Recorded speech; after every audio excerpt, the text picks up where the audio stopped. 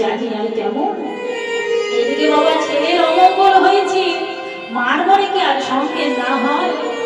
মা যেই না কাজ করছে ঘরে, দেখছে বৃন্দাবনের আকাশে বাতাসে কালো মেঘ দেখা যাচ্ছে, রাস্তায় রাস্তায় সাপ দেখা যাচ্ছে, এদিকে কালী রমণ করছে আর যেন রক্ত ঝরে ঝরে পড়ছে বৃন্দাবনের মাটিতে। তাই এইভাবে যেই না কালী রমণ করছে, এইদিকে বাবা মহারাজকে নন্দ মহারাজকে বলছে, জানো মহারাজ, আমার মনে বড় সংকেত দেখা দিচ্ছে। আমার আজ তো বড় রাওনা যায়নি, আমার কানাইকে একাই পাঠিয়েছি। আমার কানাই গোষ্ঠী যে কি করছে, যেই না এই কথা বলছে বাবা, তেমন সখা মনে ছুটতে ছুটতে আসছে, ছুটতে ছুটতে আসছে। মা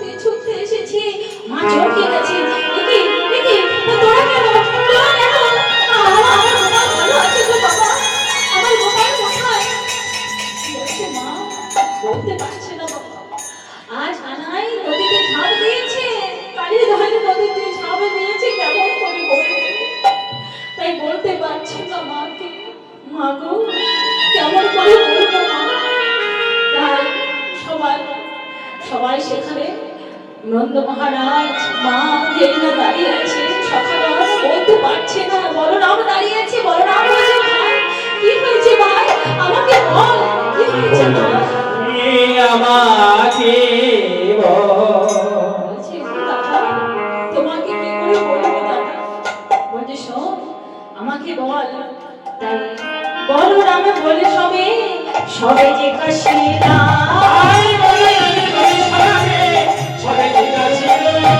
বলরামে উঠে বসে সবে যে কাশিলা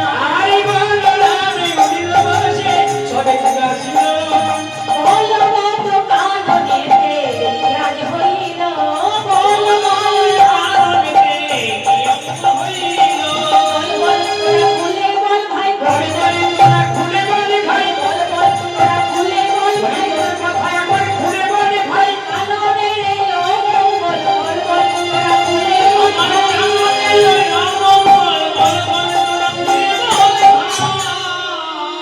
দাদা গো, তুমি যেদিকে যেতে দাও না।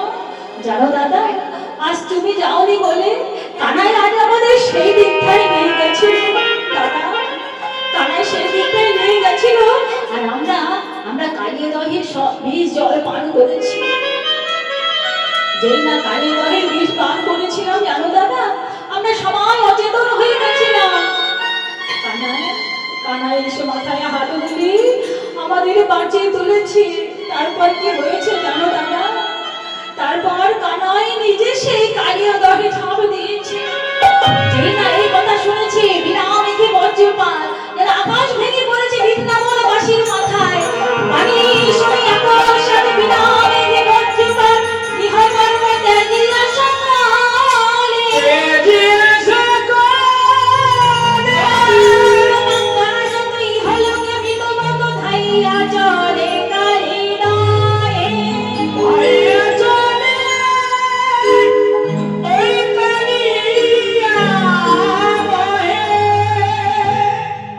ছুটতে ছুটতে চলেছে কালিদহের তীরে, ছুটতে ছুটতে যাচ্ছে, পথে যেন কোনো হুঁশ নেই। মা যশোদা সেখানে গিয়ে অচেতন হয়ে যাচ্ছে, কখনো চেতন ফিরে পাচ্ছে, কখনো অচেতন হয়ে গিয়ে স্বপ্ন দেখছে। আমার কখনো চেতন ফিরে গিয়ে হও কৃষ্ণ বলে কেঁদে আবার জ্ঞান হারিয়ে ফেলছে। নন্দ মহারাজ সখাগণ সবাই ছুটতে ছুটতে সেখানে গেছে বৃন্দাবনবাসী, সেখানে গিয়ে দাঁড়িয়েছে। এদিকে রাধা রানীও শুনতে পেয়েছে বাবা, রাধা রানীও আর ছুটতে গেছে সেখানে গিয়ে। এইভাবে যেই না গেছে সেখানে এবার গোবিন্দ এবার কালী দহ করছে, দহন করবে বাবা, কালী দহন করবে। তাই গোবিন্দ আমার সেই জলের মধ্যে যেই না প্রবেশ করেছে, আর আজ কালিও নাগ বলছি, ওরে ওরে কে কোথায় আছিস? ওই দেখ, ভুল করে একটা মানব শিশু চলে এসেছে জলের মধ্যে, যা তাকে গিয়ে ধ্বংসন করে আয়। সে তবে জানে না বাবা যে কে এসেছে, তাই বলছে যা মানব শিশু এসেছে। এই কালিও না কে ছিল, একটু ছোট করে আস্বাদন করে নিয়ে, একটু আস্বাদন করলে সম্পূর্ণ হবে না।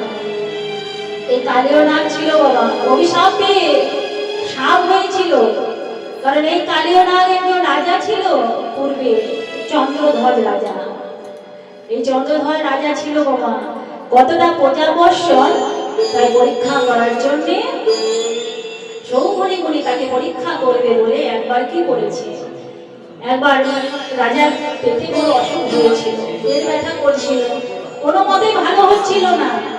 তাই গুরুদেবের কাছে জানতে পারলো যে মান সরোবরের তীরে সোনার হাঁস আছে, সেই সোনার হাঁসের পেট যদি ভক্ষণ করে তাহলে কিন্তু পেট ব্যথা ভালো হয়ে যাবে। তাই সেখানে গিয়েছে মান সরোবরের তীরে, যেই না সোনার হাঁসের কাছে গেছে, হাঁসকে যেই না ধরে পিত্ত ভক্ষণ করবে, হাঁস বলছে মহারাজ এ কি হাঁস কথা বলে? বলছে হ্যাঁ মহারাজ, সব হাঁস কথা বলতে পারে না, কিন্তু আমি সর্বজ্ঞ হাঁস, আমি কথা বলতে পারি। আপনি তো আমার পিত্ত ভক্ষণ করে আপনি আমার পেটের শরীর যন্ত্রণা কমাবেন। মহারাজ যদি অন্য কোনো উপায়ে আপনার পেটের ব্যথা দূর হয়ে যায়, আমি তাহলে আমাকে মারবেন না তো? না না হাঁস, বলো বলো কি উপায়ে আমার পেটের ব্যথা ভালো হবে, আমি তাহলে তোমায় মারবো না। বলছে শুনুন মহারাজ, এই আমার ঠিকই একটা মুনিবর বসে আছে, এই মুনিবর বসে আছে, সেখানে গিয়ে আমি মুনির চরণ ধোয়া জল একটু সেবন করবেন, দেখবেন আপনার রোগ ভালো হয়ে যাবে। বলছে বেশ হাঁস।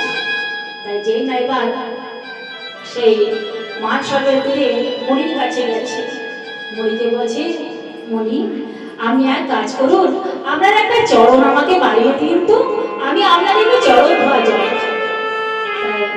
ঘটনা প্রজাবর্ষ দেখার জন্য যেই নাই একটা চরণ বাড়িয়েছে, দেখছি গলা পচা কুষ্ঠ, ঘা থর থর করছে। যেই না কুষ্ঠ রোগ দেখেছি, ঘা হয়ে আছে, বলছে মহারাজ এই চরণে জল আমি খেতে পারবো না, আপনার ওই আর একটা চরণ বাড়বে। যেই না এই আরেকটা চরণ বাড়িয়ে দিয়েছে, দেখছে সেখানে কুষ্ঠ রোগ তো দূরের কথা, পোকা কিলবিল করছে। বলছে মুনিবর এই চরণে জল আমি কেমন করে খাবো? তাই সে চরণ ধুয়ে জলটা কি করেছে বাবা, খেতে পারে না, মাথায় করে নিয়ে এসেছে, তার স্ত্রীগণ দেখছে যদি থেমে যায় পরে আমি সেবন করবো, পান করবো। কিন্তু মুনিবর চরণ ধোয়া জল রাজা পান করতে পারে, কিন্তু তার পত্নীগণ পান করেছিলেন, স্ত্রীগণ পান করেছিলেন।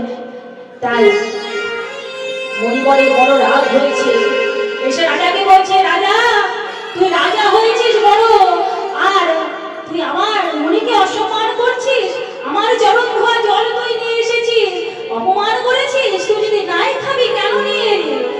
বেশ তোকে আমি অভিশাপ দিচ্ছি, তুই এরপরে সর্বকুলে জন্মগ্রহণ করবি। রাজা মশা অভিশাপ পেল বাবা, চন্দ্রধর রাজা অভিশাপ পেল সর্বকুলে জন্মগ্রহণ করা। মুনিবরের চরণ এখানে ধরেছি, মুনিবর আমার এই অভিশাপ থেকে কি মুক্তি পাবো না? বলছে শোন, তুই যেহেতু আমার চরণ ধোয়া জল মাথায় করে নিয়ে এসেছিস, তুই গোবিন্দের চরণ চিহ্ন তোর মস্তকে থাকবে, আর তোর স্ত্রীগণ যেহেতু তারা পান করেছে সেহেতু তাদের জন্য তোর মুক্তি অবশ্যই হবে। তাই সেই চন্দ্রধর রাজা আর সর্বকুলে জন্ম নিয়েছে।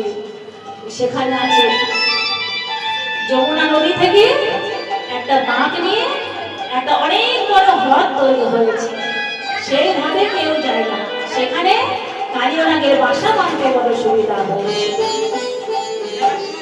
তাই সেখানে বাসা বেঁধে আছে। এবার গোবিন্দ যেই না প্রবেশ করেছে, বলছে ওরে কে কোথায় আছিস, যা দংশন করে আয়।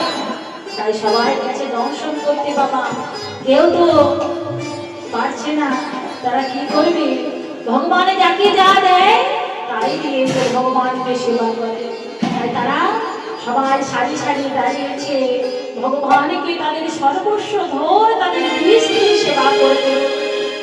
তাই সেই বিষ দিয়ে তাদেরকে সেবা করেছে। বাবা ভগবানকে বলছে তুমি যা দিয়েছো তোমাকে নাই দিয়ে সেবা করেছি, তুমি আমাদের বিষ ছাড়া তো কিছু দাওনি, তোমায় কি দিয়ে সেবা করবো? তাই ভাবে কালীয় রাখবে।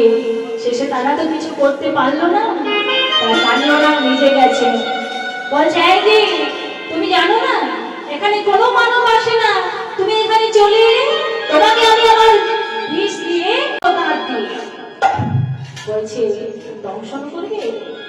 তাই কালীয় রাম কি করেছে বাবা, তাকে দংশন করতে যাচ্ছে। রবীন্দ্র কি করেছে, বিষ দণ্ড দিয়া কালী বংশে গলা ধরে, হরি দণ্ড দিয়া কালী বংশে গলা ধরে, দণ্ড দিয়া কালী বংশে গলা ধরে, বিষ দণ্ড দিয়া কালী বংশে গলা ধরে, হরি দণ্ড দিয়া কালী বংশে গলা ধরে, বিশ্বজয়ী বিশ্বপতি বিশে বিভা করে,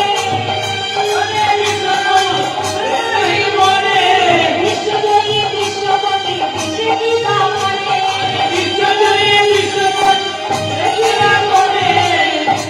বিষ দণ্ড দিয়ে দংশন করছে। এবার দংশন করছে, গোবিন্দের তো আঘাত লাগবে বাবা।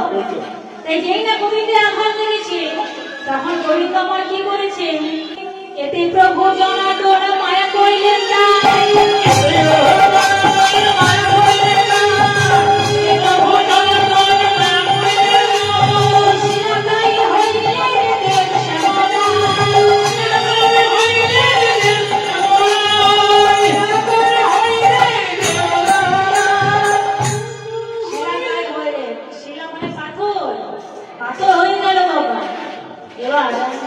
পাথরে যদি কেউ দংশন করে দাঁত দিয়ে, তাহলে কি হয়, দাঁতগুলো সব হয়ে পড়ে গেছে। এবার কালীয় নাগে যে দাঁত ঝরে পড়ে গেছে, কি হয়েছে, আমার এত বড় দেহটা তো আছে, তাহলে আমি কি করবো, এই দেহ দিয়ে আমি মানব শিশুকে বাঁধবো। তাই সেই দেহ দিয়ে যেই না বেঁধেছে, কি করেছে, দেহ দিয়ে যে বেঁধেছে, সেইবার গোবিন্দ কি করেছে, নিজেকে ক্ষীণ করে দিয়েছে, একদম ছোট্ট করে দিয়েছে। যেই না ছোট্ট করেছে, তখন কি করেছে গোবিন্দ আমার, বলিবধ বুদ্ধ বন্ধ করি দেবে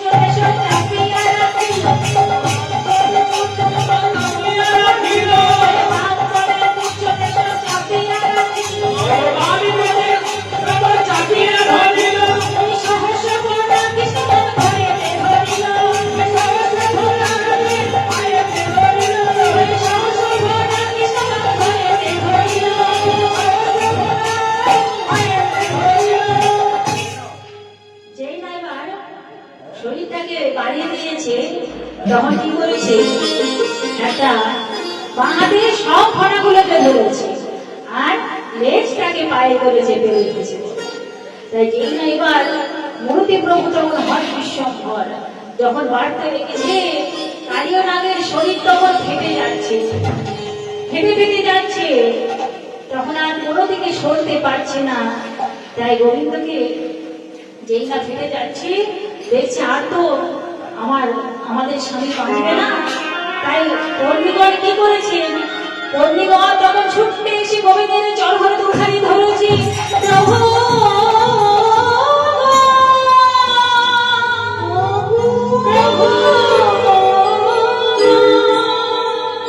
প্রতিদেহ ডাকল সভানে, প্রতিদেহ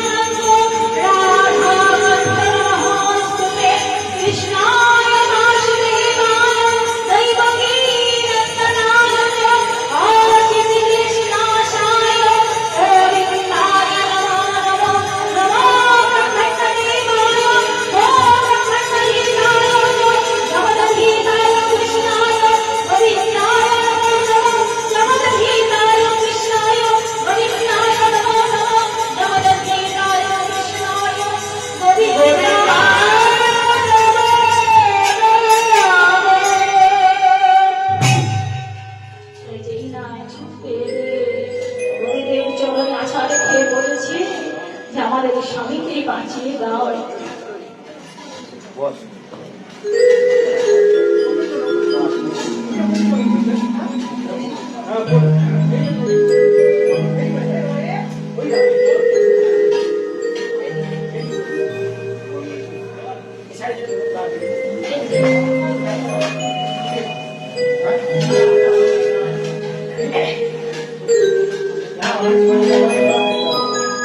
তাই যেই না সর্বের অমরিকণ আশা রেখে গোবিন্দের চরণে পড়েছে, আচ্ছা আমাদের স্বামীর প্রাণ ফেরত দিন।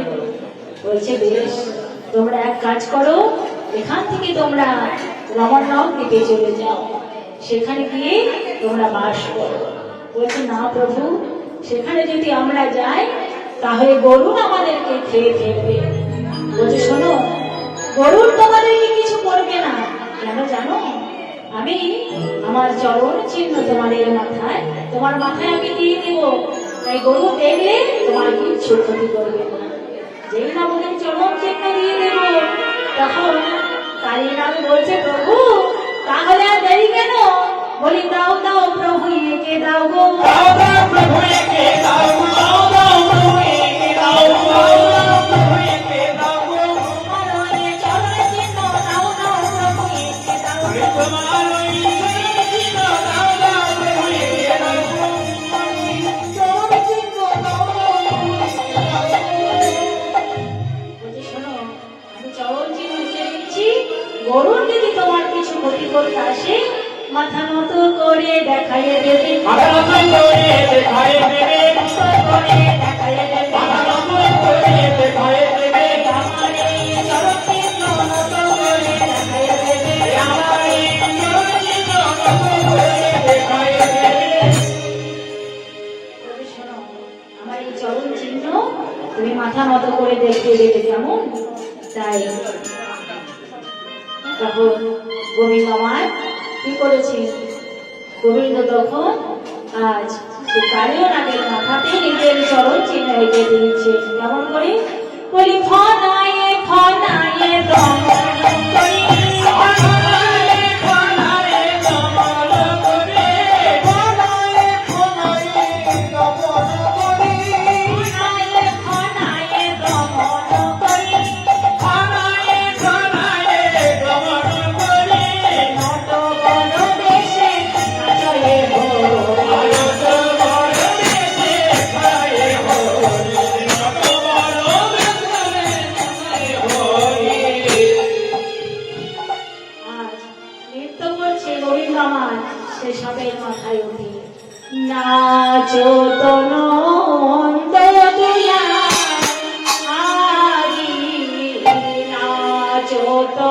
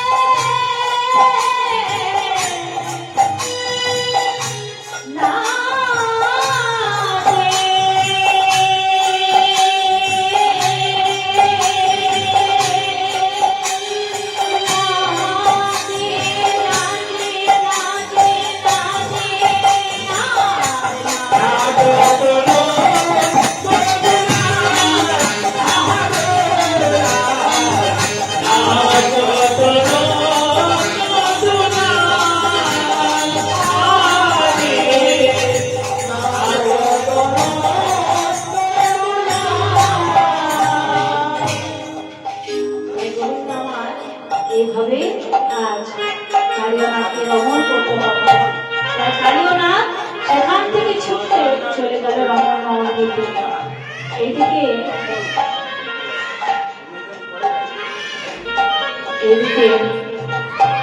গোবিন্দ আমার কালী রমণ করছে, আর এদিকে ফিরে সবাই কান্নাকাটি করছে। তাই ভগবানকে আমাদের ডাকতে হবে। দেখুন, যেই না আজ গোবিন্দকে যেই না দেখেছি সর্পের রমণীগণ, সেই কিন্তু মুক্তি পেয়ে গেল। তাই সবাইকে বলতে হবে, ভজ কৃষ্ণ, কহ কৃষ্ণ, একবার কৃষ্ণ কৃষ্ণ বলো মুখে, ভজ কৃষ্ণ।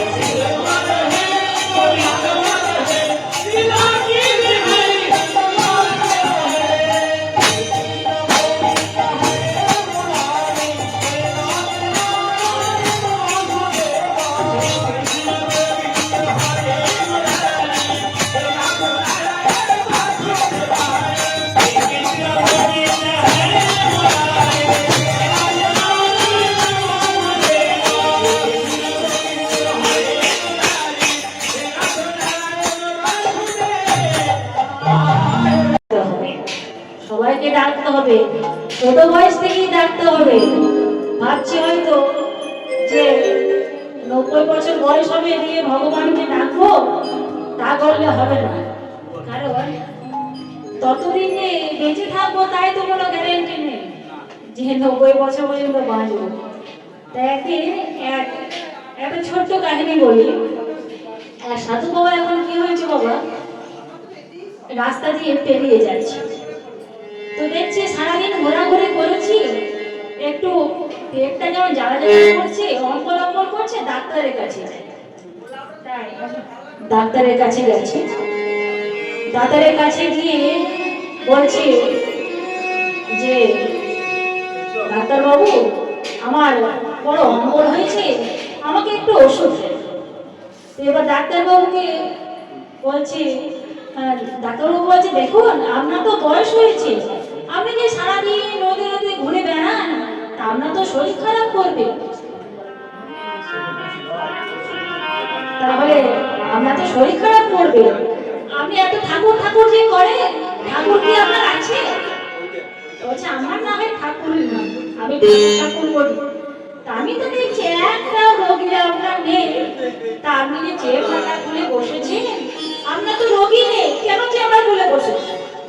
বলছে এখন নেই, পরে রোগী আসবে। বলছে আমার ভগবান এখন আসে না তো কি হয়েছে, একদিন না একদিন ঠিকই আসবে। তাই বলছি বেশ, তাহলে একটু ওষুধ আমাকে দিন।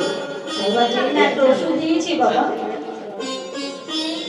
যেই না একটু ওষুধ খাইয়ে দিয়েছে, বলছি আর একটু কিছু দিয়েছি, এটা আপনি দিনে 3 বার করে খাবেন। বলছে বেশ ডাক্তারবাবু, আমি দিনে 3 বার করে এই ওষুধটা আমি সেবন করব। তাহলে আপনাকে আমি একটা ওষুধ দেব, এটা আপনাকে 3 বার সেবন করতে হবে। বলছে কি? বলছে এক কাজ করুন, উপর দিয়ে হাত তুলুন। এবার ডাক্তারবাবু উপর দিয়ে হাত তুলেছে, বলছে বলুন হরে কৃষ্ণ কৃষ্ণ কৃষ্ণ হরে কৃষ্ণ কৃষ্ণ হরে হরে, রাম হরে রাম রাম রাম রাম রাম হরে হরে। যেই না এই কথা বলেছে, বলছে শুনুন এটা আপনি বিছানাতে উঠে উঠে আগে খেয়ে নেবেন। এবার এরকম বলেছে। এবার ডাক্তারবাবু বলছে বেশ ঠিক আছে। তাই ডাক্তারবাবু 1 মাস হয়ে গেল। এবার আবার সাধু বাবা রাস্তা দিয়ে বেরিয়ে যাচ্ছে, তখন ডাক্তারবাবু ডাকছে, এই সাধু বাবা এদিকে আসুন আসুন আসুন আসুন, আপনার সঙ্গে কথা আছে আসুন। এবার যেই না সাধু বাবা ঘরের মধ্যে এসে বসেছে ডাক্তারের চেম্বারে, বলি সাধু বাবা আপনার ওষুধে কিন্তু আমার খুব ভালো কাজ হচ্ছে। বলছে জানেন যেদিন আপনি বললেন তারপরে আমি সকালবেলায় বাসি মুখে বিছানাতে করলাম হরে কৃষ্ণ নাম, সেই দিন আমার খুব ভালো গেল। কিন্তু ডাক্তার মানুষ তো সব দিন মনে থাকে না, বিছানায় উঠে গিয়ে একদিন মনে ছিল না, বিছানা থেকে উঠে গেছে, উঠে গিয়ে আবার এসে বিছানায় পড়েছি, সেই দিন অত ভালো দিন যায়নি। কিন্তু যেদিন আমার মনে থাকে আর বিছানায় আমি হরে কৃষ্ণ মহামন্ত্র নাম করি, সেদিন কিন্তু আমার অনেক ভালো দিন যায়, অনেক ভালো দিন যায়। তাই এই কথা যেই বলছে, পাশে একটা মাস্টার মশাই ছিল, মাস্টার মশাই বলছে ডাক্তার বাবুকে বোঝান, মাস্টার মশাই একটু চালাক হয়, অতটা বিশ্বাস করতে চায় না, কিন্তু ডাক্তাররা ভগবান বিশ্বাস করে।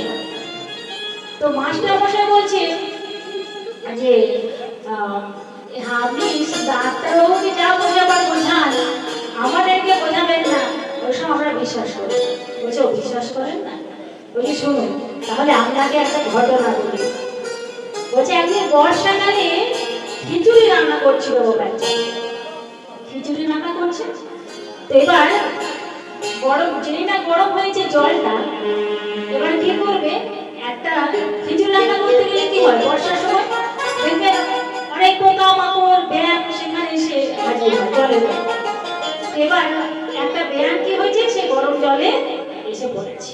তখন জলটা হালকা ছিল, জলটা যেই না হালকা গরম ছিল, সেখানে এসে যেই পড়েছে খুব ভালো লেগেছে, বাইরে ঠান্ডা, এবার জলটা আস্তে আস্তে গরম হচ্ছে, গরম হতে হতে তার খুব আরাম লাগছে, পা দুটোকে সাঁতার কেটে দিব্যি সুন্দর জলের মধ্যে ঘুরে বেড়াচ্ছে। এবার ধীরে ধীরে জলটা যেই গরম হতে লেগেছে আর কিন্তু উঠতে পারছে, জলটা যখন প্রচন্ড গরম হয়ে গেল তখন কিন্তু ব্যাঙটা সেই জলের মধ্যেই মারা গেল। তাই বলছে মাস্টার মশাই শুনুন, আমাদের এই যে সংসার, এই সংসারতে আমরা ডুবে পড়ে কিন্তু আত্মঘাতী হচ্ছি। তাই সেই ব্যাঙের মতো সময় থাকতে থাকতে ব্যাঙের মতো করবেন না, সময় থাকতেই ঝাঁপ দেন গোবিন্দের চরণে, তবেই ভগবানকে পাবে। বুড়ো বয়সে ভগবানকে ডাকা আর উচ্ছিষ্ট বস্তু দেওয়া একই হলো। তাই ভগবানকে যৌবন বয়স থেকে কেন ছোট বয়স থেকে ডাকতে হবে, কারণ তার জন্য এসেছি বাবা। যখন মাতৃগর্ভে ছিলাম তখন ভগবানকে কথা দিয়েছিলাম যে যখন আমি পৃথিবীতে যাব তোমারই নাম সংকীর্তন করব, কিন্তু সব ভুলে গেছি, মায়া দাস হয়ে গেছে। কৃষ্ণ ভজিবার তরে সংসারে আইলু, যে মায়ায় বন্ধ হয়ে হরি বল হরি বল হরি বল। সেই হরে কৃষ্ণ নাম সবাই বাড়িতে করবে, কারণ হরে কৃষ্ণ নাম করলে তিনটে যুগে ভগবানকে ডাকা হয়। হরে মানে চারটে হরে মানে সত্য যুগের নায়ক, সত্য তেতা যুগের রাম, চারটে রাম। হরে কৃষ্ণ কৃষ্ণ কৃষ্ণ হরে হরে, হরে রাম রাম রাম হরে হরে। এই যে রাম মানে আমাদের সত্য ত্রেতা যুগের রাম, দ্বাপর যুগের কৃষ্ণ, আর একটা হরে মানে কলিযুগের আমাদের গৌরাঙ্গ মহাপ্রভু। তাহলে চারটে যুগের ভগবানকে ডাকা যাচ্ছে। আবার হরে মানে যে হরণ করে, মানে এখানে রাধারানী, হরে কথার অর্থ হচ্ছে হরা, মানে যে হরণ করে। রাধারানী কি হরণ করেছে না, গোবিন্দের মন হরণ করেছে, তাই এখানে রাধারানী ওকে বলা যায়। তাই এতগুলো ভগবানকে ডাকা যায়। তাই সবাই বাড়িতে কালী দিয়ে হরে কৃষ্ণ নাম করবে। এইভাবে গোবিন্দকে গোবিন্দ মাসে সর্বকৃত সেখান থেকে রমণকে পাঠিয়ে দিয়েছে। এবার সবাই জল পান করতে যাচ্ছে বাবা। নন্দ উপানন্দ সখাবন যশোদা মা রহিম মা সবাই বীজ জল পান করি। আমরা এই জীবন না রাখবো না, যেখানে গোবিন্দ নেই সেখানে আমরা আর থাকবো না। যেভাবে সবাই ঝাঁপ দিতে যাবে, বড় রাম বলছে শোনো শোনো তোমরা কেউ ঝাঁপ দিও না, আমি দেখছি। তাই দুজন কিন্তু ছিল বাবা, বৃন্দাবনে দুজন ছিল, গোবিন্দকে দেখতে পারতো না, জটিলা আর কুটিলা। তারা দেখছে নন্দের বেটা মারা গেছে, তাই সবাইকে মিষ্টি পান খেয়েছে। কারণ টেনশন ফ্রি হয়ে গেলে মিষ্টি পান, আর টেনশন থাকলে জ্বরটা পায়। মানে যখন টেনশন হয় মানুষ দেখবে না ছেলেগুলো কি করে, বিড়ি সিগারেট খায় টেনশন হলে। তাই মেয়েরা কি খাবে, টেনশন ফ্রি আছে, জটিলা কুটিলা তার মিষ্টি পান খেয়েছে। মিষ্টি পান খেয়ে বৃন্দাবনবাসীকে ডাকছে, শুনে যা শুনে যা শুনে যা, বলছে শোন শোন শুভ খবর আছে, শুভ খবর আছে। শুভ খবর বলছে কি শুভ খবর? বলে বৃন্দাবনের শুভ খবর শুনেছো যে তোমরা, বৃন্দাবনের শুভ খবর শুনেছো যে তোমরা, বৃন্দাবনের শুভ খবর শুনেছো যে তোমরা, খবর শুনেছো যে তোমরা, বলে ডুবে মারা গেছে তোমরা গেলে শোনা, ওই দলে ডুবে মারা গেছে তোমরা গেলে শোনা, বলে ডুবে মারা গেছে চিন্তা নাই গো, চিন্তা নাই গো, চিন্তা নাই গো, ডুবে মারা গেছে আর চিন্তা নাই গো, ওই দলে ডুবে মারা গেছে আর চিন্তা নাই গো, বলছে জলে ডুবে মারা গেছে আর চিন্তা নাই। তারাও গিয়ে যে মারা গেছে দেখতে যেতে হবে, মজা দেখতে যাবো, চল আমরাও যাই। তাই সবাই সেখানে দাঁড়িয়েছে। আর এদিকে বলরাম বলছে শোনো শোনো তোমরা কেউ মৃত্যুবরণ করো না, আমি দেখছি। তাই মনে মনে গোবিন্দকে বলছি উঠো উঠো শীঘ্র পানি, শীঘ্র গতি শোনো চক্র পানি, নইলে তোমার মা ত্যাগিবেন জননী। বলছে নইলে তোমার মা কিন্তু এই প্রাণ ত্যাগ করবে, তুমি তাড়াতাড়ি ওঠো। তাই বলরাম বলে সবে ধরতে না রে হিয়া,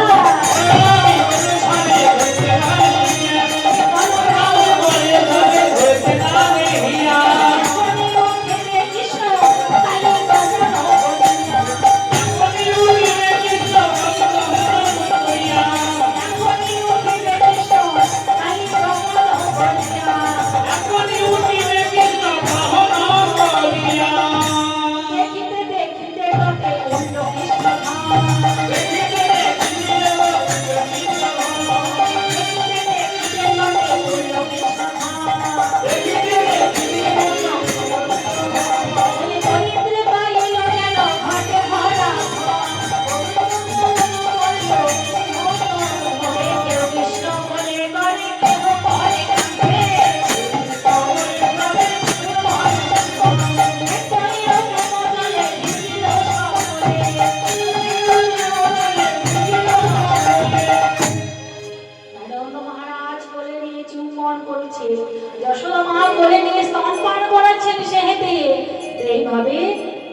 সবাই উঠেছি, গোবিন্দ আমার উঠে এসে মায়ের কোলে বসেছিল।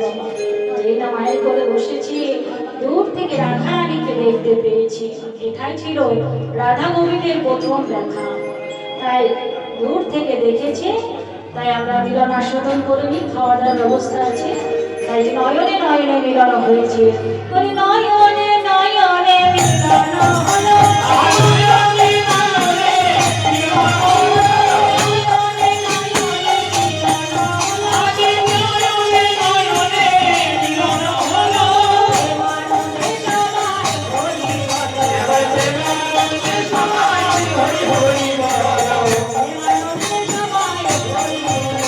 হরি